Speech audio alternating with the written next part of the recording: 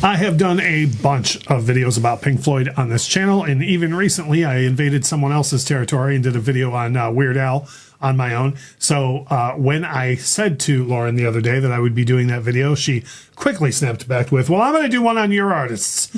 So she picked Pink Floyd. I have done a video on my first five songs I would tell you to start with Pink Floyd, but I love hearing other people's opinions and viewpoints on this. And I love that we matched up on at least one here, but then you have some wild choices I wouldn't trust people with. Oh. So having said that, take us through your first five songs. If somebody said, I've always heard of Pink Floyd, what should I listen to first? Okay. Here's what you got for them. All right. Well, the first one I decided to go with is the song Mother. And I think that this is important, especially to give people context of kind of the dynamics that made up Pink Floyd at the time. Roger and Dave, right? Because they're both singing on this, and they both have wildly different voices and kind of different ways of attacking the song. And I think this song illustrates that their kind of imbalance as people can create some really good balance in music. For sure.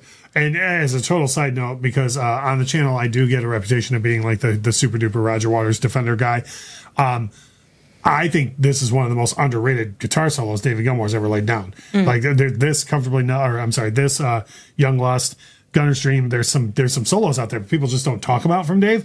And I don't know why more people don't talk about this guitar solo, but it's a fantastic guitar solo.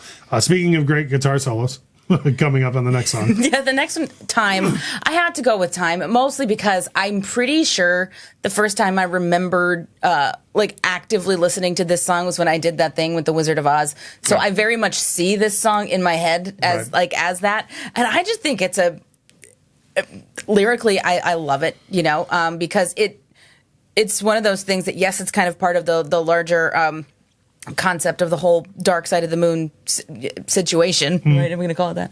But it stands on its own too, and I like doing it at karaoke. And there again too, if you had, so let's say someone was to listen to these songs in this order, you have the difference between how Dave renders a Roger lyric and how Roger renders a Roger lyric, and now a third person has entered the chat because now you have Dave singing here, Roger's not doing any vocals. Well, you have David Gilmour interpreting Roger's lyrics here, and then Rick Wright interpreting, and I believe Rick and Dave's harmony it's beautiful, makes up such a great part of Pink Floyd's sound. So I would agree with that. Now this one is a wild pick. I'm okay with it. I feel like I would scare someone if I said, and listen to this one next. Well, I'm giving people the benefit of the doubt a little bit.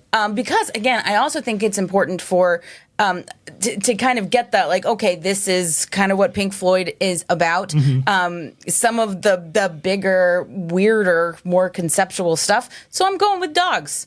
And for a couple of reasons. Mostly we were listening to Animals recently, the and one of our dogs, Troy, was very he put his head down on the floor and he's really listening to it. Yeah, he's feeling it. I thought he was going to be mad, but he was intently listening to the sound effects and whatnot.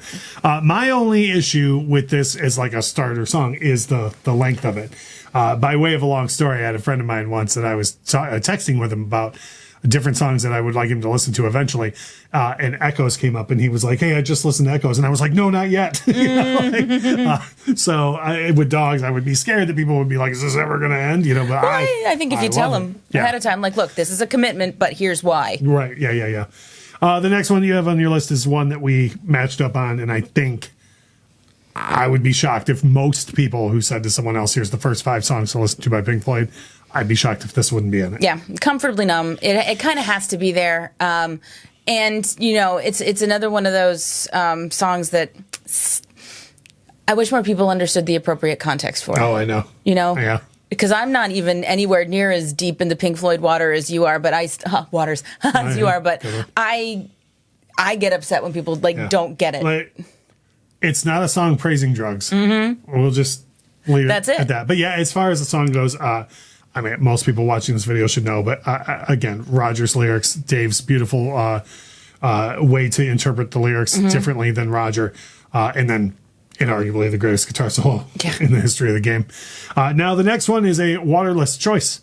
And I don't disagree with this. Again, I know I'm the Waters guy. I like a lot of material Pink Floyd did without Roger Waters, and I like this song. I just strongly dislike a lot of the rest of the record but this song is a good pick. Thank you. Yeah, this is up there on like one of my favorite Pink Floyd songs. It's Learning to Fly. And I love Dave's vocal on it. I just love how big the song is. And I've always liked it. And I can't really articulate why. It's just one of those songs. It's a catchy song. It's a catchy song. It's like, you're not going to say this about too many Pink Floyd songs, but this song feels very much like a blanket. Like I can wrap up in this song, and I like it for that. Without Roger Waters, you're going to get more homey, nice feel. Yes, that's true. Now, the only thing I'm going to interject on this at all is I strongly believe every live version of Learning to Fly is better than the studio album. So if you look it up, I would suggest looking for either the version of Delicate Sound of Thunder or Pulse. The studio version is not bad, but I like the live versions better, especially because Rick Wright didn't play on the studio version. He was playing on the live versions. That makes sense. Nick is actually drumming instead of, I believe, a drum machine on the studio version. You know what I mean? So that's just the one caveat I would put in this whole thing. But having said that, if you like Pink Floyd, as I said at the top, we have a ton of Pink Floyd content on the channel already. Go back and hit any of that up. But let us know too, where do you think Lauren went right here? Where do you think she went wrong? Like, what songs would you swap out? Maybe you would take Mother out of this, but tell them to listen to something else, or Dogs, or maybe I'm crazy about Dogs. Maybe we should should be one of the first ones people listen to. By all means, drop that comment here. If you're in any Floyd discussion groups on social media, maybe share this out and get other people's opinion on it as well. Drop a like, because that helps us, but make sure to leave the comment, because that's what we care about more. And as we always say, thank you so much for watching.